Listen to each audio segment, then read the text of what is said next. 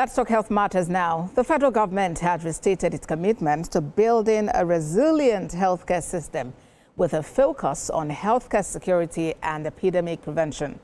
At the Presidential Initiative for Unlocking Healthcare Value Chain Fund Managers CEO Breakfast Roundtable, the Coordinating Minister of Health and Social Welfare, Professor Prof Pate, emphasized the importance of effectively leveraging technology across 4 key pillars of healthcare delivery.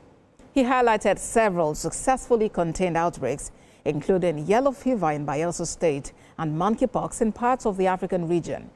Minister of Industry, Trade and Investment, Jumoke Odowole, outlined Nigeria's strategy to support domestic investors and businesses.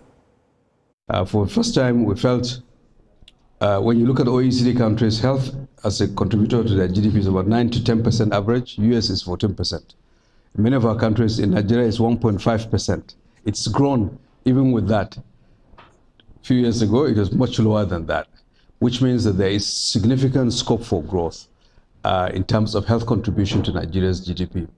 So how do you unlock that value chain? And we're fortunate that Dr. Mukhtar agreed to jump ship from AFDB, and I hope we get to keep him to help us unlock that value chain. And the president structured a cross-ministerial effort, Ministry of Industry, Trade and Investment, Ministry of Finance, the relevant regulators, customs, and everyone else. But we feel that there is a huge economic value. There is a matter of national security, will create jobs, and it's so critical to the sustainability of the health sector if we can produce what we need here. We have a president and an administration that has had the courage to take some of these bold steps.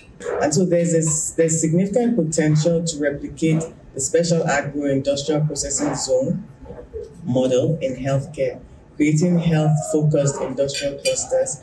And these can host pharmaceutical producers, medtech assemblers within shared infrastructure that offers tax incentives, duty-free imports, and export-ready logistics. And such public-private clusters can accelerate localization, scale production, and serve both domestic and FCFTA markets. And so this is where your partnership and your investment and where you allocate your resources comes in. We have been doing a lot, and now is really time to execute. And we thought we've been meeting with different industry players, different groups, but it's important to also listen to people like you who've actually been working either directly or indirectly, doing investment in healthcare, through your funds, and through your industries that you oversee. And one of the things we're thinking about is maybe establishing a dedicated healthcare fund. What do you think from where you're seeing, you see the market, you understand the market, if there's any guidance that you want to provide around that, and then how can we partner with you, PVAC, and the rest of government in moving and continuing to mobilize resources, private resources into the healthcare sector.